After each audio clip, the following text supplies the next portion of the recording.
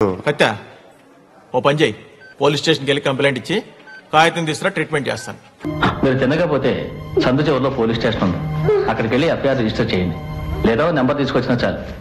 ఎప్పుడైనా ఏదైనా పేషెంట్ ని హాస్పిటల్ కి తీసుకొని వస్తే ఏదైనా దెబ్బ తగిలో, లేకుంటే యాక్సిడెంట్ అయ్యో, లేకుంటే ఎవరైనా కొట్టుకున్నారనో, చేతికి కాలుకు ఎక్కడికైనా దెబ్బ తగిలి రక్తం వస్తుందనో, ఇలాగేమన్నా హాస్పిటల్ కి తీసుకొస్తే పేషెంట్ ని ఫస్ట్ పోలీస్ కేసు పెట్టడానికి పోలీస్ స్టేషన్ కి వెళ్ళండి, ఆ తర్వాత ట్రీట్మెంట్ చేస్తాము అని చాలా సినిమాల్లో చూపిస్తారు. కానీ ఇది కంప్లీట్ గా అబద్ధం అండి. ఏంటంటే పాయింట్ ఇక్కడ జనరల్ గా రూల్స్ ప్రకారం ఏంటంటే ఏ పేషెంట్ ఇప్పుడు హాస్పిటల్ కి ఏ పరిస్థితుల్లో వచ్చినా గానీ పోలీస్ కేసు కోసం ట్రీట్మెంట్ డినై చేయకుండా ఉండడం అనేది తప్పు. అది చేయకూడదు అలాగా. సో అలా చేయాల్సిన అవసరం కూడా లేదు. As a doctor first patient ని ట్రీట్మెంట్ ఇచ్చి వాళ్ళకి ఏమన్నా మేజర్ ఇబ్బందులు ఏమన్నా ఉంటే, అంటే బ్లీడింగ్ ఏమైనా ఉంటే బ్లీడింగ్ ఆపేయడం, లేకుంటే వేరే ట్రీట్మెంట్స్ ఏమంటే ఎమర్జెన్సీ ట్రీట్మెంట్స్ ఏమైనా ఉంటే అవన్నీ చేసేసి పేషెంట్ ని స్టెబిలైజ్ చేసి ట్రీట్మెంట్ చేసిన తర్వాత మేము పోలీస్ కి ఇంటిమేట్ చేస్తాం. అంటే ఇలాంటి పేషెంట్ ఒకళ్ళు వచ్చారు మా దగ్గరికి, కొంచెం అనుమానాస్పదంగా చెప్తున్నారు, అంటే యాక్సిడెంట్ అయిందనో, లేకుంటే కొట్టుకున్నారనో, ఎవరైనా ఒకళ్ళు దెబ్బలు తగిలించుకున్నారనో, ఇలాంటి కంప్లైంట్స్ తో వచ్చారని చెప్పేసి మేము పోలీస్ కి ఇంటిమేషన్ ఇస్తాం. అప్పుడు వాళ్ళు హాస్పిటల్ కి వచ్చి పేషెంట్ తో మాట్లాడి వాళ్ళ దగ్గర తీసుకోవాల్సిన ఇన్ఫర్మేషన్ తీసుకొని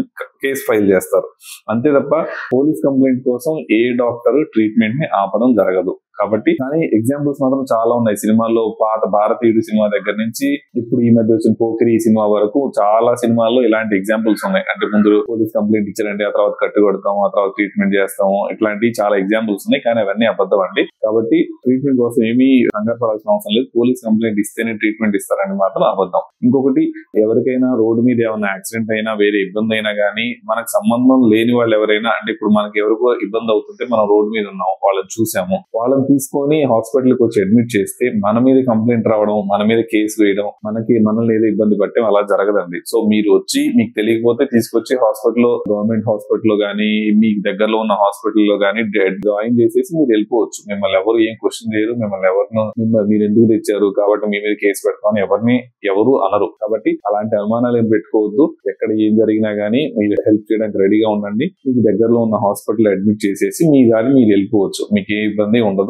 సో కాకపోతే వాళ్ళకి సంబంధించిన డీటెయిల్స్ అవన్నీ ట్రేస్ చేసుకొని పోలీసు వాళ్ళకి ఇన్ఫర్మేషన్ ఇవ్వడం, అప్పచెప్పడం, ఎవరికి లేకపోతే గవర్నమెంట్ హాస్పిటల్ కి షిఫ్ట్ చేసేసుకోవడం, ఇలాంటిది ఏదో ఒకటి జరుగుతుంది. కానీ తీసుకొచ్చిన వాళ్ళ మీద కేసు పెట్టడం, వాళ్ళని పోలీస్ స్టేషన్ చుట్టూ తిప్పుతారు అనుకోవడం, ఇదంతా అపోహ అండి. అలాగేం అవ్వదు. Thank you.